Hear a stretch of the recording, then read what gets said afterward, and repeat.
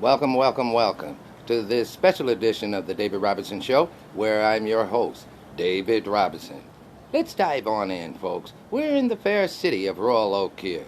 To be exact, we're at the Rain Garden Forest, which is located at West 4th Street, which intersects with Center Street.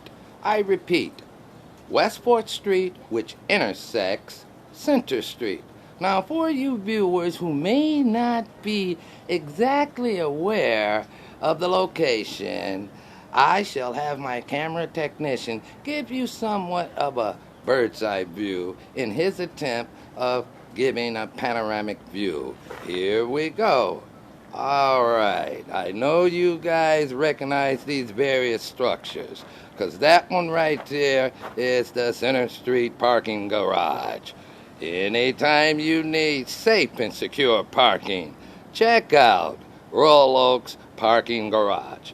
Moving right along there. Now, what you see here, viewers, for purposes of a landmark, is the railroad tracks. Now, if there's anything to be used as a landmark, it could be the railroad tracks. There we go. This shot there is showing a portrait of 4th Street and intersects with what is called South Washington Avenue. Yep. And that particular edifice, that building over there, it's more or less a beauty salon palace, where it has multiple units in there for one to get her hair care products and enhanced. Moving right along, you guys recognize the ice cream parlor right there on 4th Street there, next to Lil Bro Hamburger Place. That's my favorite place. Now, moving back along, viewers, that tour was more or less for purposes of to kind of give you a snapshot, a mental visual snapshot of the exact location where I'm broadcasting. Getting back to the issue here, viewers, due to a preponderance amount of email, my producer was quite adamant on having me to get out here and do a little something. Have you viewers ever wondered how this fair city got its name, Royal Oak? Well, I'm told, thanks to this gentleman there, Lewis Cass. To give you a basic rundown of how and when it all took place. Here we go. Long before the Royal Oak was known for its terrific food scenes and nightlife, Territorial Governor Lewis Cass, this guy here, and his staff stopped for lunch beneath a mighty oak tree near what is presently the intersection of Main Street and Rochester Road and Crooks Road. A lively, active conversation ensued that would lead to a history lesson and the following bestowing of the city's name. The year and time was 1819. Lewis Cass and his crew left the city of Detroit on horseback to a rendezvous that would result into what was known as the Saginaw Treaty. I repeat, the Saginaw Treaty. Now, that treaty was with the Indians, or as they like to say, First Nation individuals. Remember, a treaty. On their way, they rested beneath a large oak tree. Cass entertained his staff by recounting the story of Prince Charles II and the aftermath of the Battle of Worcester, which was the final battle of the English Civil War. That's right, folks. We're not the only nation that had civil war. England had it as well. But getting back to the story, to escape capture by what was known as the Roundheads, who sought to eliminate the English monarchy, it is said that the prince hid in an English oak tree in what was known as Boscobel Wood, England. The prince remained in the tree undiscovered until his allies were able to bring him to a place of safety. He remained in exile, though, for 9 years.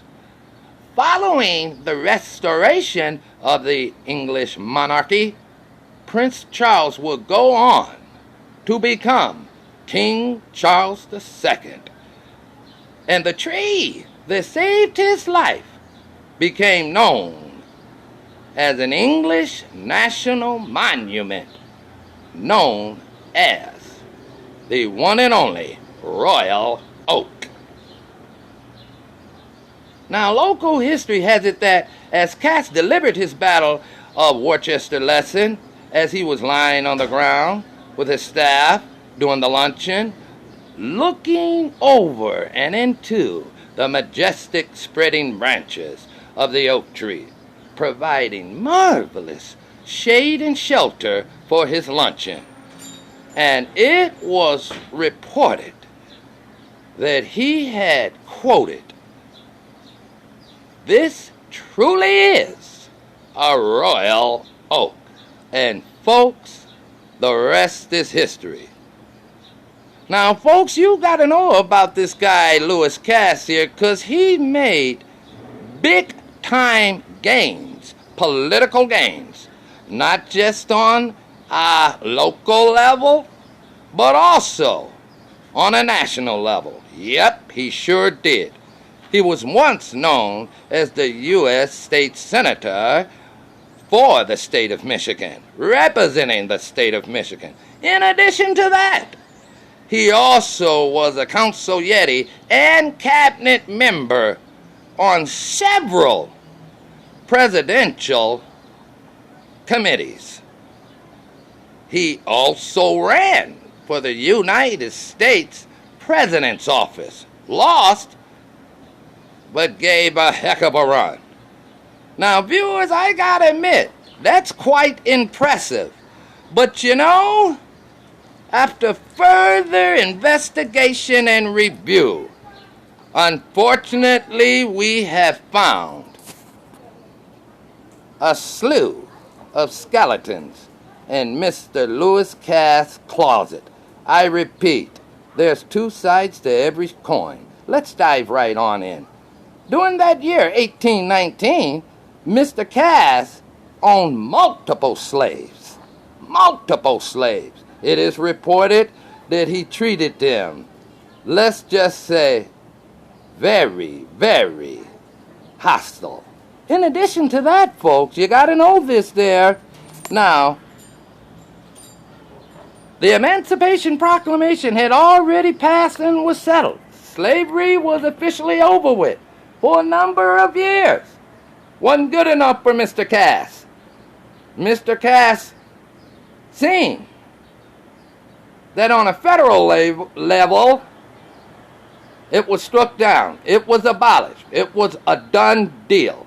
Now, keep in mind, folks, everyone is aware during that time there was a system implemented that just degraded and demoralized what this country considered as undesirables. But this guy went the extra mile. He tried to initiate on a state level what was called popular sovereignty, stating that each individual state should have the right to remain holding their slaves. He also initiated a policy that was called stand by viewers.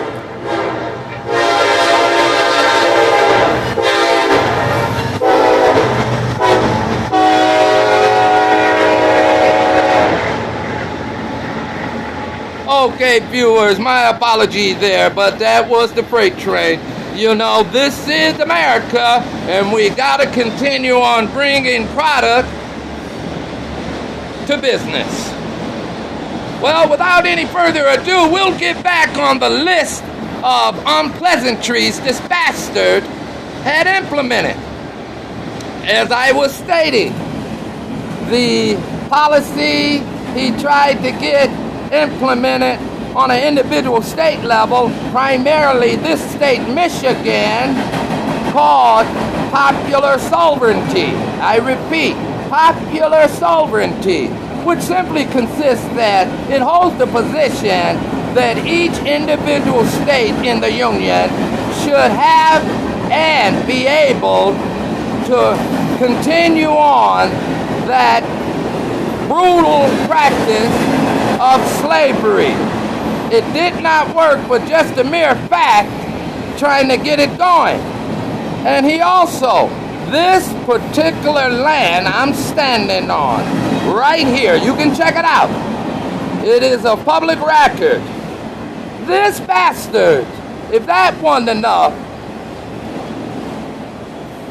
initiated to implement what is called the Trail of Terror. I repeat, the Trail of Terror. Now, what exactly is that? He and a crew of monsters centralized together and made an allegiance with one another to remove by force what they considered any and all undesirables, namely black people, Asians, and First Nation individuals. They were the primary. What we were conditioned and taught to call Indians. That's not the proper term for them. Calling a First Nation Native an Indian is just as bad as calling an African American a nigger. Those are hostile terms.